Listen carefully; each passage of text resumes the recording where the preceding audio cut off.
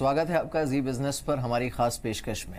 Captain speak में हमारे साथ आज एक कैप्टन ऑफ इंडस्ट्री हैं, हमारे साथ फिकी प्रेसिडेंट श्री रसेश शाह हैं। उनसे बात करते हैं। रसेश, स्वागत है आपका जी बिजनेस पर and pleasure having you as a FICCI president.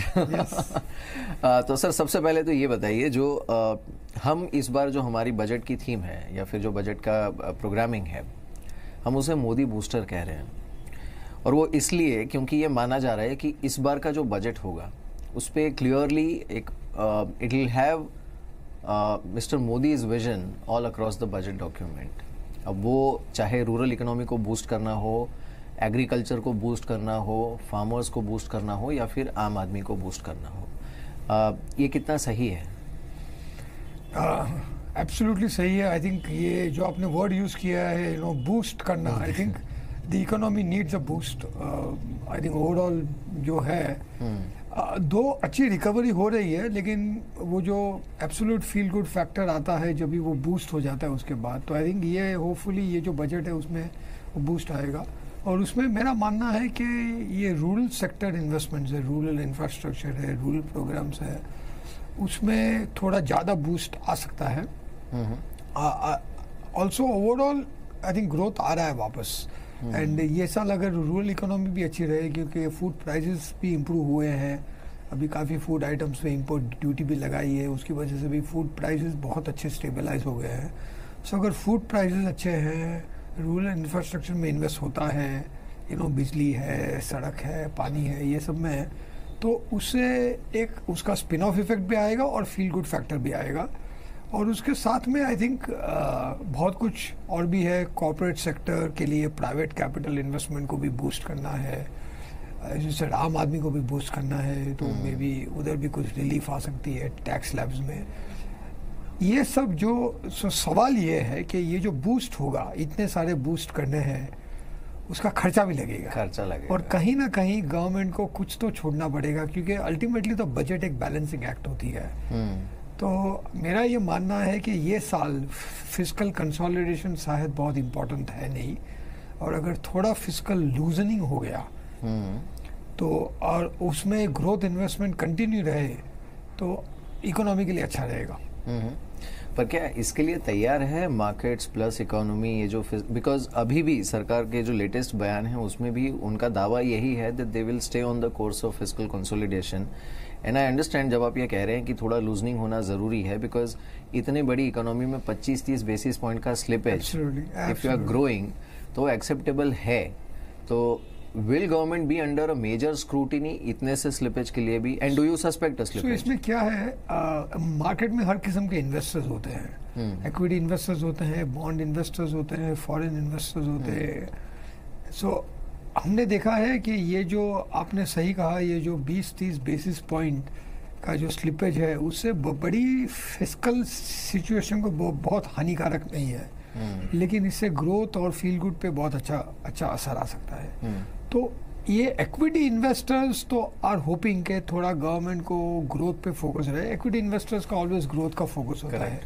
जो आपके बॉन्ड मार्केट के इन्वेस्टर्स है उनके लिए फिस्कल कंसोलिडेशन बहुत इंपॉर्टेंट है, और वो तो 5 पैसा 10 पैसा भी इंक्रीज हो गया फिस्कल डेफिसिट में है, तो उनके लिए तो बहुत आगे भी जाएगा। लेकिन अगर ये जो हमने लास्ट 3-4 महीने में बॉन्ड मार्केट की एक्शन देखी है, बॉन्ड डील जैसे ऊपर गए हैं, तो मेरा तो ये मानना है कि बॉन्ड मार्केट भी प्रिपेयर्ड है कि थोड़ा तो फिस्कल स्लिपेज होना ही है। आपको भी लगता है होगा? आई थिंक होगा, इस साल में तो होगा थोड़ा, और अगले साल भी होगा। उसमें और एक चीज़ गवर्नमेंट कर सकती है, एंड आई एम होपिंग कि उस पर ज़्यादा फोकस आए। क्या है, हर साल हम tax revenue, indirect tax, direct tax, उस पर ज़्यादा फोकस करते हैं। आई थिंक अभी एक अपॉर्चुनिटी है कि नॉन टैक्स रेवेन्यू को रेस करना है। अर्लियर क्या था, ये नॉन टैक्स रेवेन्यू बहुत अपॉर्चुनिस्टिकली रेज होते थे कि कोई स्पेक्ट्रम का कहीं पे स्पेक्ट्रम बेच दिया करके, उसका ऑक्शन कर दिया, कहीं पे कोई माल कोल माइन ऑक्शन हो गई, कहीं पे कुछ डिसइन्वेस्टमेंट हो गया। सो ये जो नॉन टैक्स रेवेन्यू थी, ये बहुत आफ्टर थॉट था। ये जब मेन खाना हो गया उसके बाद आप इसके बारे में सोचते थे। लेकिन मेरा ये मानना है कि अगर हमें इस साल इन्वेस्टमेंट जारी रखना है, गवर्नमेंट को स्पेंड तो करना ही है, cutting spending is not an option. But साथ में टैक्स रेवेन्यू भी बढ़ाने नहीं है। ऑलरेडी हमने जीएसटी के बाद देखा है कि गवर्नमेंट ने थोड़ा कम किया है टैक्स इनडायरेक्ट टैक्स पे। इवन डायरेक्ट टैक्स तो हमारा मानना है ये टाइम थोड़ा कम करना चाहिए, क्योंकि ग्लोबल टैक्स भी कम हो रहा है। आपने देखा होगा यूएस टैक्स रिफॉर्म के बाद यूएस टैक्स भी कम हो गए हैं। उसकी वजह से ग्लोबल काफ़ी कंट्रियाँ की टैक्स कम हो जाएगी, तो इंडिया को भी तो करना है। एंड गवर्नमेंट ने आगे कहा भी था 2015 में कि 30% कॉर्पोरेट टैक्स हमें 25 पे लाना है। तो हमारा तो ये है कि अगर 30 से पूरा 25 ना हो सके तो एटलीस्ट 30 का 28 कर दीजिए।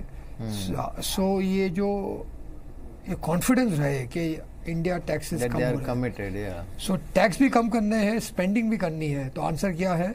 नॉन टैक्स रेवेन्यू आपके जो रियल एस्टेट है।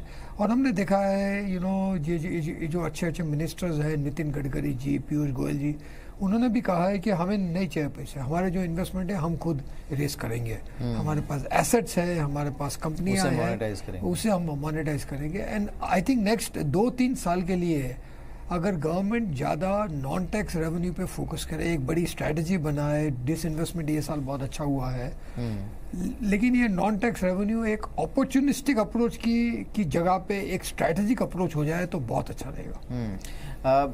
जो गुजरात इलेक्शंस का आउटकम था उसमें एक चीज़ बड़ी साफ थी कि द एक्सेप्टेबिलिटी ऑफ रिफॉर्म्स, चाहे वो जीएसटी हो या डिमोनेटाइजेशन हो, शायद रूरल एरियाज में या फिर जो काउ बेल्ट जिसे हम कहते हैं, किसान डोमिनेटेड एरियाज में उतनी नहीं है। और वो बीजेपी के परफॉर्मेंस में भी दिखा गुजरात चुनाव में। आई थिंक क्या ये कंक्लूजन सही है कि ये फैक्टर थोड़ा मैटर करेगा सरकार के लिए, and government will try and come out with a rural friendly, agri friendly, farmer friendly budget? ये क्या है, ये जो रूरल डिस्ट्रेस हुआ है लास्ट 2-3 साल में, एक तो फूड प्राइसेस कम हो गए और वही है एक थोड़ा तो कॉन्फ्लिक्ट है अर्बन रूरल के बीच में। लाइक हम जहाँ रिफॉर्म करते हैं अर्बन सेक्टर अच्छी तरह एक्सेप्ट करता है, रूरल को थोड़ा एक्स्ट्रा टाइम आ जाता है।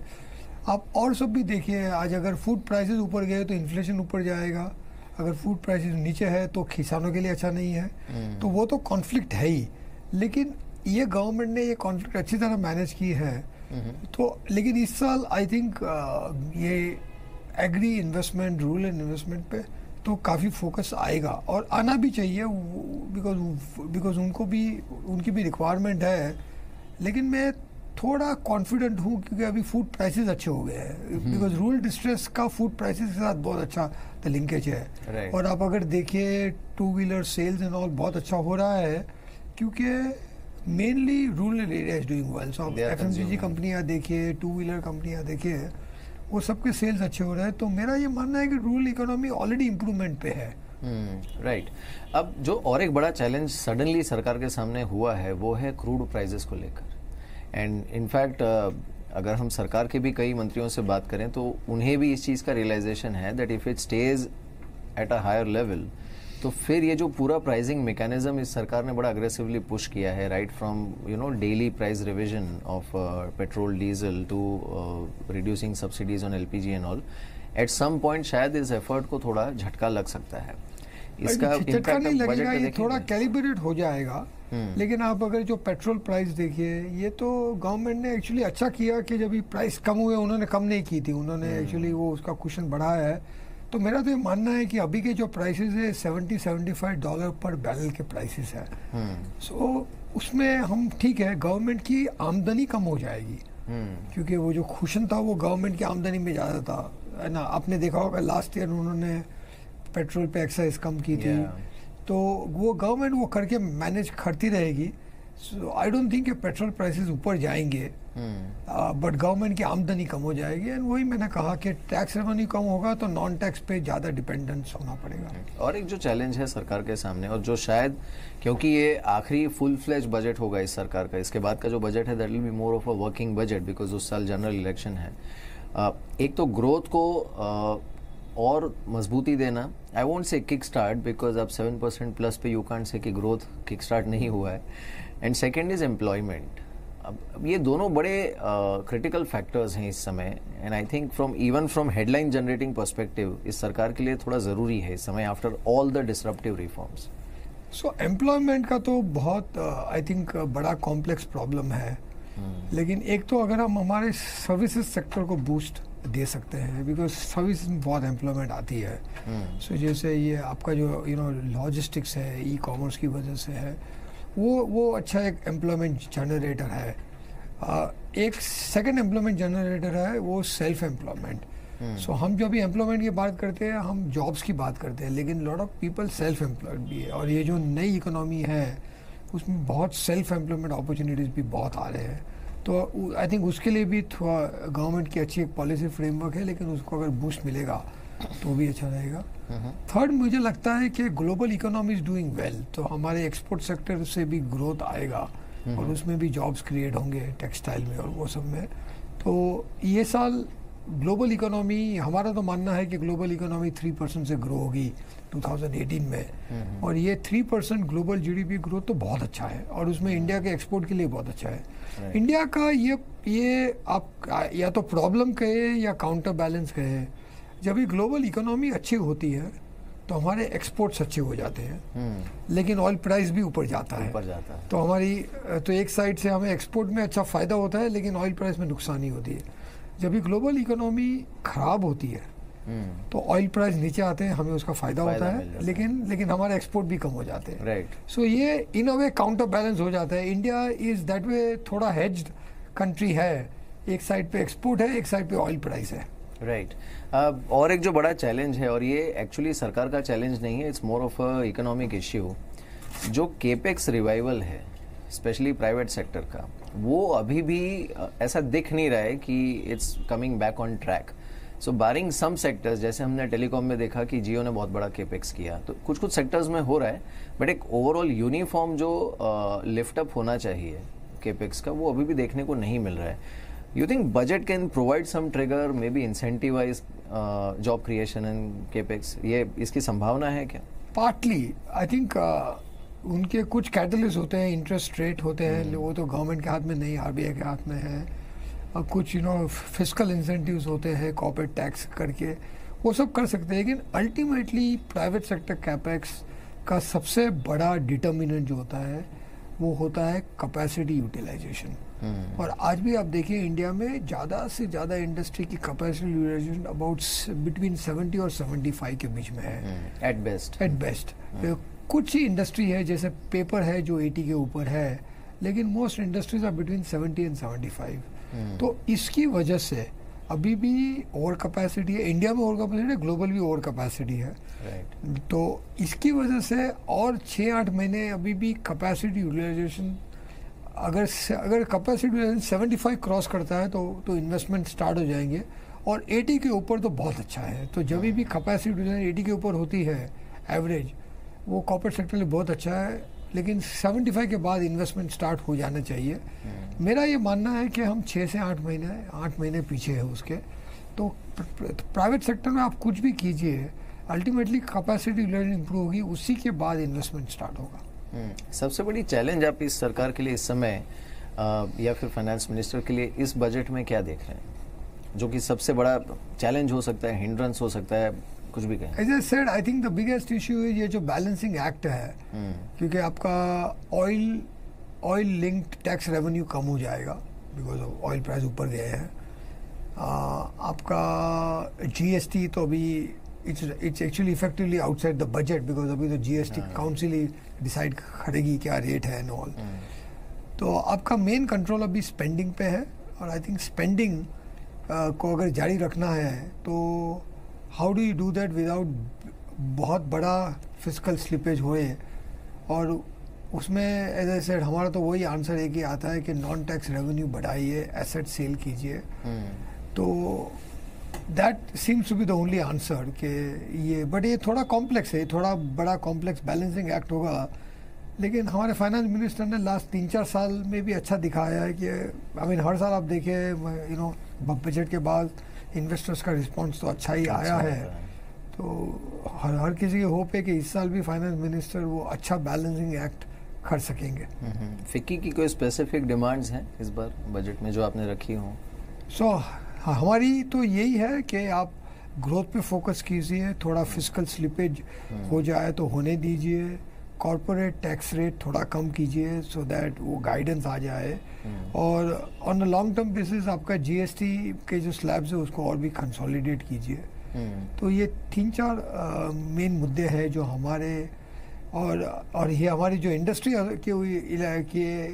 की ओर से है, वो और भी एक है कि एनबीएफसी और बैंक में थोड़ी पैरिटी आनी चाहिए। अभी भी आप टैक्स रेट देखते हैं तो टैक्सेस में बैंक्स को कुछ चीज़ें हैं उसको काफ़ी अच्छी है उनके लिए, लेकिन वो सेम ट्रीटमेट एनबीएफसी को एक्सटेंड नहीं होती है। तो लाइक वो टीडीएस कट करते हैं तो एनबीएफसी में टीडीएस कंपलसरी कट है वाइल बैंक्स में नहीं है। तो ये सब अगर आप देखते हैं तो हमारा ये भी एक अनुरोध है कि एनबीएफसी और बैंक को पैरिटी पे लेके आए उनको, बिकॉज अभी एनबीएफसी बहुत इंपॉर्टेंट हो गया है फॉर क्रेडिट डिलीवरी, स्पेशली जो एमएसएमई है, जो सेल्फ एम्प्लॉयड है, जो रूरल सेक्टर है, जो माइक्रो फाइनेंस के थ्रू हो रहा है, ये सब के लिए एनबीएफसी बहुत इंपॉर्टेंट है। और इसके लिए एनबीएफसी को पैरिटी पे लेके आना बैंकों के साथ बहुत इंपॉर्टेंट है। मार्केट्स में बार बार ये बात आ रही है कि शायद एलटीसीजी को वापस लाया जा सकता है। नाउ नोइंग दिस गवर्नमेंट जो कि काफ़ी रिफॉर्मिस्ट रही है और इन्वेस्टर फ्रेंडली रही है, इसकी संभावना या फिर ज़रूरत देख रहे हैं कि आप इस समय? इसकी ज़रूरत तो है नहीं, बिकॉज ये साल स्पेशली जैसे हमने कहा कि प्राइवेट कैपिटल इन्वेस्टमेंट वापस आना है। ये मार्केट जो इक्विटी इन्वेस्टर्स है वो क्या करते हैं, वो तो रिस्क कैपिटल प्रोवाइड करते हैं। तो ये समय नहीं है कि जहाँ पे आप रिस्क कैपिटल को डिसइंसेंटिवाइज करो, क्योंकि ये साल रिस्क कैपिटल कंटिन्यू रहे, जारी रहे। गवर्नमेंट को खुद के डाइवेस्टमेंट भी करने, उसके लिए भी अच्छे मार्केट के लिए की बहुत आवश्यकता है। तो आप अगर वो ऐड करते हो तो फील गुड फैक्टर, और आपको क्या मिलेगा इसमें, ज़्यादा revenue receipts will not be very large amount. तो ये बहुत ऐसा एक स्टेटमेंट हो जाएगा, लेकिन इससे बहुत इकोनॉमिक बेनिफिट भी नहीं है। तो हमारा तो यही अनुरोध है अगेन के इसको टिंकर नहीं कीजिए। ये जो चलता आ रहा है वो अच्छा है, चल रहा है। इससे मार्केट और investors are providing risk capital, और ये कंटिन्यू कीजिए। इनफैक्ट आई वुड से इसको तो और भी एक्सटेंड कीजिए, क्योंकि हमारी बिगेस्ट प्रॉब्लम इंडिया में वही है, लोग हाउस होल्ड सेविंग्स होती है वो जाके बैंकों में डालते हैं कि गोल्ड में डालते हैं। हमें उसे ये जो इक्विटी मार्केट में लाना है, बॉन्ड मार्केट में लाना है, ये रिस्क कैपिटल प्रोवाइड करना है। राइट।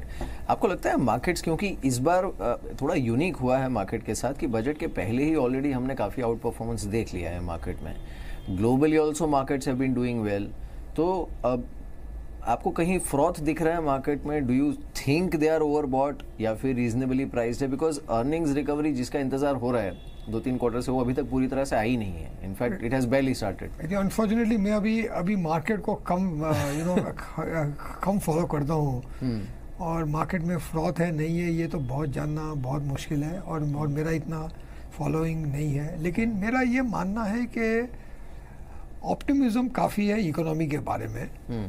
और अभी तो लास्ट 3-4 साल से अर्निंग साइकिल एकदम बॉटम पे थी, और हमने देखा कॉर्पोरेट की अर्निंग्स भी वो साइक्लिकल है, ऊपर जाती है नीचे जाती है।